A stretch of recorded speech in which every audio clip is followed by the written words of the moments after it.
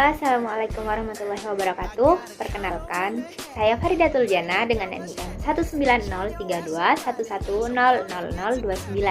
Di sini saya berasal dari kelas Ekonomi Produksi Pertanian A, Program Studi Agribisnis, Fakultas Pertanian Universitas Trunojoyo Madura. Di sini saya akan menjelaskan terkait fungsi produksi stokastik frontier. Seperti apa penjelasan saya? Simak videonya. Nah, sebelum kita membahas terkait alat analisis dan output-output yang saya dapatkan berdasarkan analisis frontier yang telah saya lakukan, ada baiknya kalau kita mengetahui apa sih itu fungsi produksi stokastik frontier. Jadi, fungsi produksi stokastik frontier merupakan suatu produksi usaha tani yang didapatkan dari alat analisis frontier seperti itu. Nah, alat analisis frontier di sini bisa digunakan untuk mengetahui ada tidaknya kasus inefisiensi teknis di lapang gitu. Terus bisa mengetahui tingkat inefisiensi itu terjadi di lapang seperti itu. Nah, untuk melakukan analisis frontier di sini kita harus memenuhi syarat yang terlebih dahulu. Nah, syarat ini bisa kita lihat berdasarkan uji kode LR test. Nah, uji kode LR test di sini berfungsi untuk menguji kecocokan data seperti itu. Nah, di sini terdapat dua hipotesis. Yang pertama H0. H0 ini menunjukkan bahwa tidak ada kasus inefisiensi di lapangan. Nah, untuk H1-nya itu terdapat kasus inefisiensi di lapang. Nah, berdasarkan data yang telah saya analisis dengan 120 petani atau responden di sini didapatkan nilai LRT sebesar 0,709 sekian. Nah, dengan number restriction-nya itu 2. Nah, berdasarkan nilai LRT yang ada, kita harus menganalisisnya menggunakan nilai kode PAM. Nah, nilai kode PAM di sini saya menggunakan tingkat kesalahan 5%, sehingga nilainya itu 5,138. Jika dianalisis, nilai LRT di sini sebesar 7,09. Dapat disimpulkan bahwa nilai LR test di sini lebih besar dari nilai kode PAM sehingga H1 diterima, yaitu terdapat kasus inefisiensi teknis di lapangan. Jadi syaratnya sudah dipenuhi kan ya. Nah, karena sudah ada kasus inefisiensi teknis di lapang, maka data ini bisa dilanjutkan untuk analisis berikutnya seperti itu. Nah, setelah tadi kita menganalisis data menggunakan LR test-nya, kita kan telah mengetahui tuh di data yang telah saya olah di sini terdapat kasus inefisiensi teknis di lapang. Nah, untuk mengetahui besaran error penyebab inefisiensinya ini kita menggunakan nilai gamma. Jadi di sini kita melakukan uji nilai gamma. Di nilai gamma di sini terdapat koefisien standar error dan T rasio. Nah, koefisien gammanya senilai 0,8974 sekian. Untuk nilai standar error gammanya senilai 0,4439 sekian dan nilai T rasio gammanya sebesar 0,2021 sekian. Nah, di sini untuk membandingkan tingkat error term yang terjadi, kita itu membandingkan dengan nilai T-tabel. Di sini saya menggunakan nilai T-tabel dengan tingkat alfa itu 5%. Jadi setelah saya menghitung T-tabelnya itu didapatkan T-tabel sebesar 1,980626 seperti itu. Nah, berdasarkan nilai T-tabel yang sudah dapat disimpulkan bahwa nilai T hitung sebesar 20,2 lebih besar dari nilai T-tabel sebesar 1,98, yang artinya sebesar 89,9% error term disebabkan oleh adanya inefisiensi teknik. Nah, sisanya itu disebabkan oleh resiko seperti itu. Nah, bisa disimpulkan bahwa nilai gamma di sini berpengaruh secara signifikan seperti itu. Nah, setelah kita melakukan uji LR test dan uji nilai gamma, di sini kita akan mengetahui tingkat signifikansi tiap-tiap variabel pada data yang telah kita dapat gitu. Nah, di sini terdapat beta 0, beta 1, beta 2, beta 3 dan beta 4. Beta 0 merupakan konstanta, beta 1 merupakan X1, beta 2 merupakan X2, beta 3 merupakan X3, dan beta 4 merupakan X4 seperti itu. Nah, benih sebagai X1 di sini memiliki nilai koefisien sebesar min 0,7860. Nah, di sini tuh bisa menjadikan suatu fungsi produksi nantinya ya. Nah, tapi akan kita bahas nantilah ya. Nah, selanjutnya sekarang ini akan saya bahas terkait uji pengaruhnya gitu di masing-masing variabelnya dari beta 1, beta 2 sampai beta 4 seperti itu. Nah, di sini saya menggunakan tingkat alfa 5%, 10% dan 1%.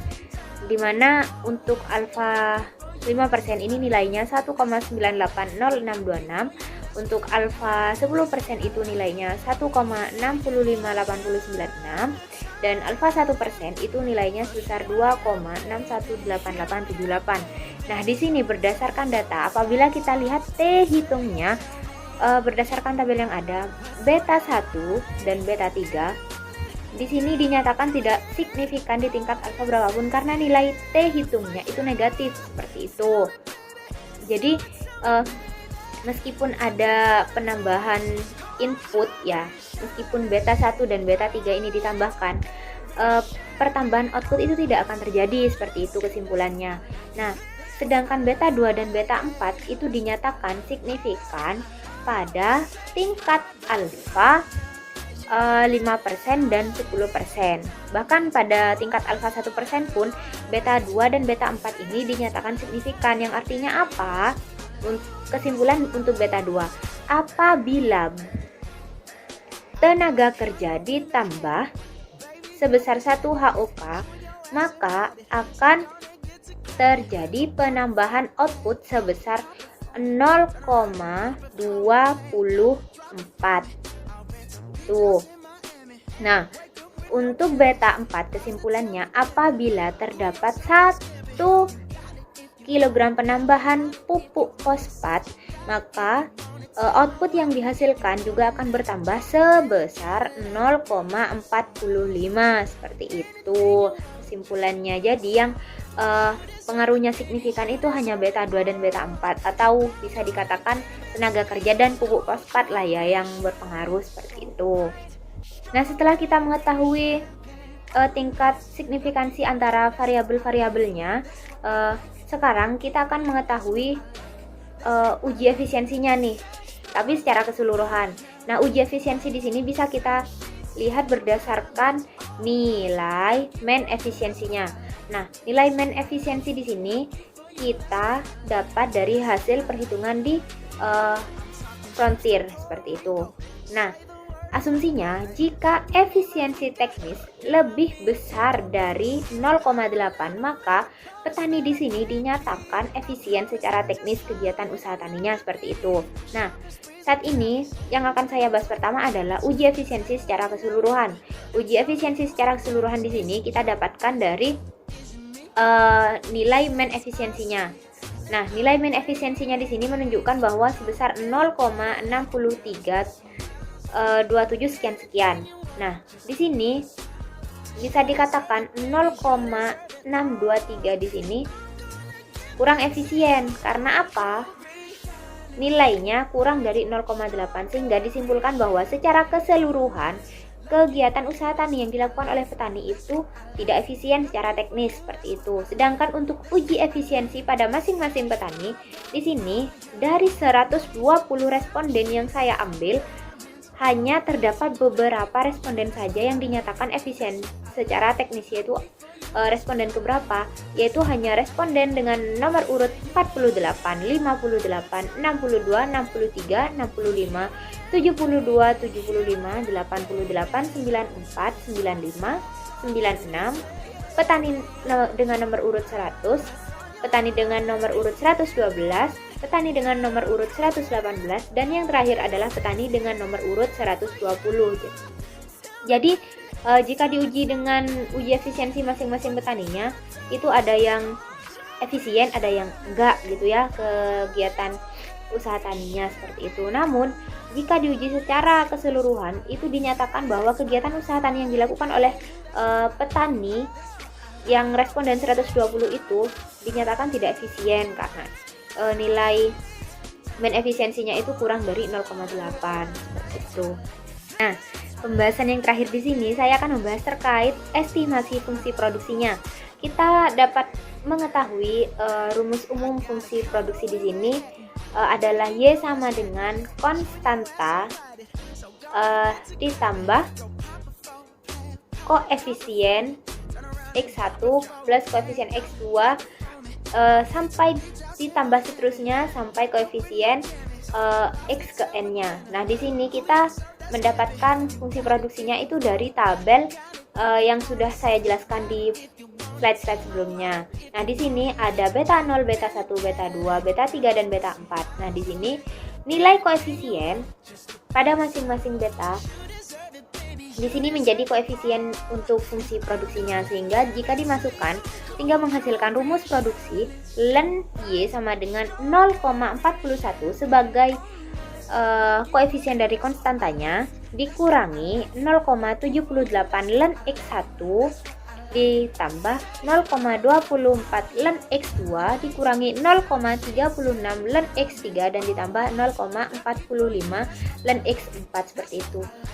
Tanda negatif dan tanda positif di sini mengikuti nilai koefisiennya seperti itu.